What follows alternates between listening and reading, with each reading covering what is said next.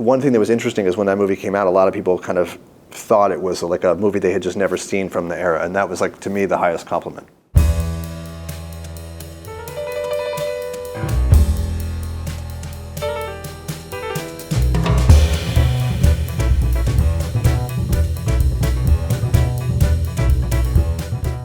House of the Devil, you know, thinking back on that, some of the more interesting shots to me. One that comes to mind is there's a shot of Jocelyn walking up the stairs, and it's kind of almost like a Nosferatu type thing where her shadow's on the wall.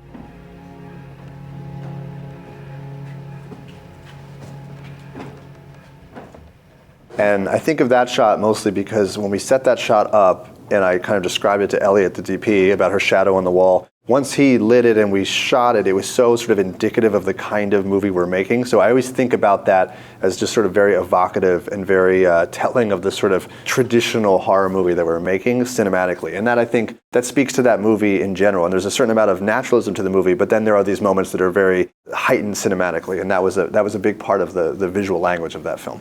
Some of the visual language of how House of the Devil was photographed was in a way kind of like a mixture of holdover from the 70s and the 80s, and all of that was to just kind of stylistically put you in the time and place so that you weren't distracted by the period nature of it, you just believed it. And I think one thing that was interesting is when that movie came out, a lot of people kind of thought it was like a movie they had just never seen from the era, and that was, like, to me, the highest compliment. There's a shot in Innkeepers that is not only my favorite from that movie, but is one of my favorite shots from any movie I've ever made, which is it's a Steadicam shot, and Sarah Paxton is taking the trash out.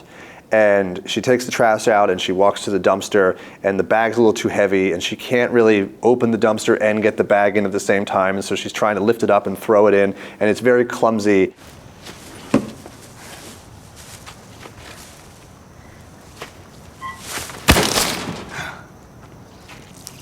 Oh my God. And it's an amazing performance by Sarah. Like, she just did it in the first take, and it's amazing. Part of what's great about it is that not a lot of thought went into it, in the sense that, yes, we made the bag heavy, and yes, we put some milk in it and things like that. And I just told her, like, you know, struggle to get it in the dumpster. But also I knew she would, because the bag was heavy. And so it could have gone any which way, and, like, that's just what happened. And her performance of dealing with it is, it's one of my favorite things I've ever shot.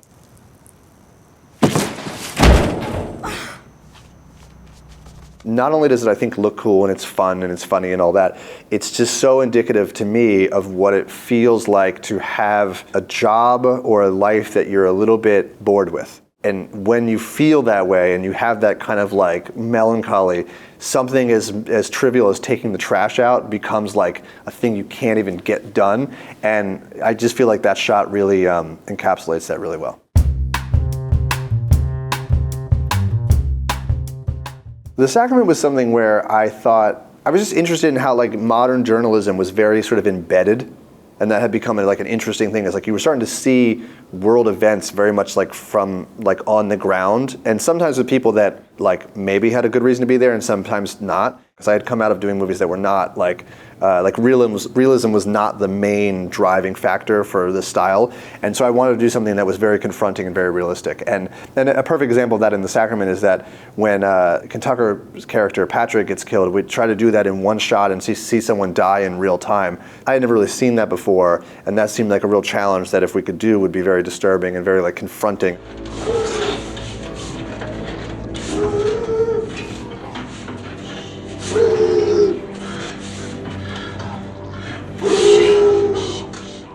Well, part of what's interesting about that scene is that there isn't any camera movement and there isn't anything to sort of, like, make it more interesting. I mean, the camera is sitting, Amy comes in, she's using the camera and she puts it down. So sometimes the take would be blown because if she put it down and it bumped weird and the frame wasn't so good, then we should just stop because there's about to be this giant 7-minute performance, and if the framing isn't good, we should bail. And so she had to come in character and put this camera down as if she doesn't care about it, but I needed it to land in such a way that framed things very well. So that was step one. on, and then she had to get over there to him, and then they had to have this very intense performance together that then he had to play out sort of dying in real time, and she had to go through that, and then she had to go pick up the camera again. And so if anything was going to go wrong, you really wanted it to go wrong immediately, because once you got into the meat of it, if something great was happening, you were so panicked that like somebody would mess it up from outside of the scene, and that was very stressful. And so, but you know, somehow we got it.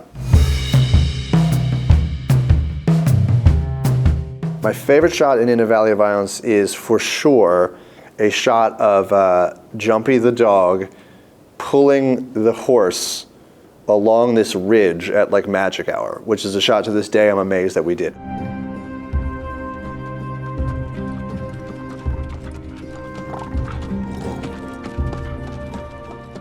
Jumpy the dog, who was to this day like the greatest actor I've ever worked with, and I remember saying to Omar, Jumpy's trainer, like, do you think Jumpy can like lead the horse? And he was like, yeah. And I was like, okay. And so then it was magic hour, or just past magic hour. So it's like this beautiful like purpley sky, and it's this ridge in the middle of nowhere. And here comes this dog pulling a horse and leading it along. And it's just like, what a crazy thing to photograph, you know, to be able to like direct a dog to do that. So much of the stuff that Jumpy could do is not in the movie because it was so unbelievable that it would take you out of the movie because you just couldn't believe that a dog could do that. It completely changed my entire perspective on it. Just made me think, as like, even as a dog owner myself, how much we're letting down our dogs, because the intelligence on that dog was like mind-blowing. So any shot with Jumpy is like, I'm still like just giddy about, because it was so cool to do that. But that one in particular was like something that I was like, oh, this is like a real special shot. Yeah, I mean, I think the first shot in any movie really kind of establishes what kind of movie you're in. And so if you can tell a lot about that movie from the first shot, that's the sign that you're in good hands with the person making the movie. Well, making X, I had taken some time off from making a movie, specifically a horror movie. So in trying to think of why I wanted to come back to doing it, like I realized that like craft is a big part of it. So that was the driving force to me, was to make a movie that put like the craft of filmmaking on display. So while there's a lot of shots in the movie that I think I'm very proud of and are very deceptively complicated, technically speaking, from a blocking standpoint and a camera movement standpoint, the shot that stands out most to me in that movie is the shot that was the hardest to figure out, which for, I would say, 75% of making that movie, for the life of me, I could not figure out what the opening shot of the movie should be. And then the night before we were getting ready to shoot, it finally just sort of like clicked for me that, oh, we should put the camera in the barn and we should make a 4:3 frame out of the barn doors, because the movie is using 4:3 so much.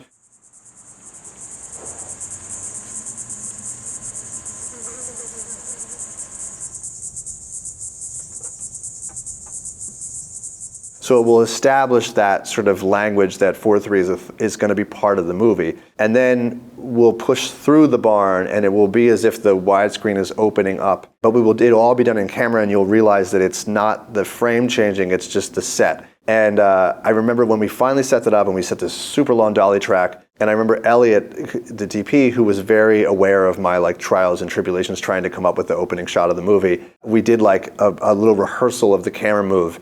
And he was just like sitting at the monitor, and he was like, this is a really good shot. And I was like, okay, fine. And then the thing about that is that shot, which I'm very happy with, and people did respond to it really well, which has been very rewarding because of how much I put myself through trying to figure it out. It has become a motif between all three movies. And so it was very hard earned, but worthwhile. My favorite shot in Pearl was a very technically difficult shot, which is the shot when she kills Mitzi. Help! Help me!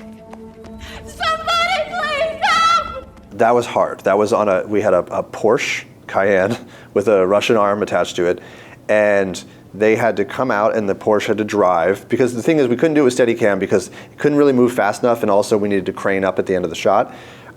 Because again, I was trying to find like what's the extra element that goes, wait, how'd you do that part? To get those two actors to space themselves out, to have such an intense scene, to chase each other, to fall down, to run in high heels, to stay the right distance from the lens, to not have the car swerve, to not have the camera be wonky, to do all that, to get hit with the axe in like real time, and then crane up at the end 20-some feet. We kind of had maybe 3/4 of the day set aside to do it, and I think we probably did 10 takes or so, and we probably got it in like take 6 or 7. But it was just really ambitious because it's like the shot itself is just kind of a oner. It's not like a profound thing that it's doing, but to have the emotion landing of getting hit with the axe and the fall and everyone's spaced out and not stacked is just the elements are against you, and it was very exciting when we finally got it. Well, a big part of why Pearl looks the way that it is and is this sort of Technicolor-inspired thing is because, frankly, I just hadn't seen that before. We were trying to make the most out of our time in New Zealand and make these 2 movies back to back, and X has such a very specific style to it that is a kind of 70s independent, low-budget film, I don't know, kind of like grainy, gnarly aesthetic, that to do something that felt nothing like that was very important. And I had not seen a movie that was maybe as like a demented Disney movie. Seemed very that just seemed intriguing to me, and so that became an interesting challenge, and also just became inspiring because it became aesthetically fun. I mean, Pearl is a very strange kind of once in a lifetime movie that just happened in the way that it did, and because of that being such a departure from X, and X was about a certain kind of filmmaking, and Pearl was about a different kind of filmmaking. That just led to MaXXXine being another evolution of that.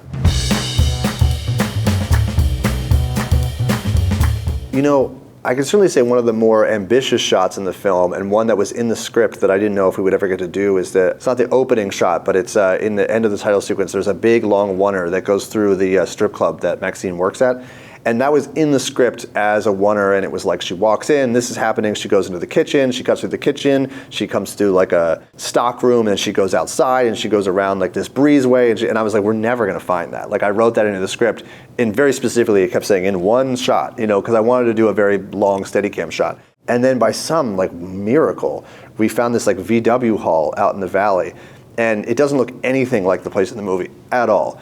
But it did kind of have a bunch of rooms, and it did have rooms that went outside that you could go back around and come back in. So we were able to, through Jason Kazvardi, the production designer, make a kitchen and make a stock room, and we could basically make this work. And it was so exciting because I thought for sure I'm gonna have to break this up and never do what I wanted to do. It was one of the rare times where it was well, we can actually do this. I think we did, 15 or so takes of that one as well, because that shot, mostly it's just walking around going through rooms. Every once in a while you'd bump into something and have to reset. You're trying to tell so much story because it's not just following her, it's following her and seeing things along the way that tell you about her, about the world, about her job. And so just trying to get all those things to feel right and to kind of be in time with the music was, it was a very intentional thing, we did it, and that was a huge relief and a huge joy to finally nail that. For more directors picking their favorite shots from their filmography, check out our videos with George Miller and Denis Villeneuve.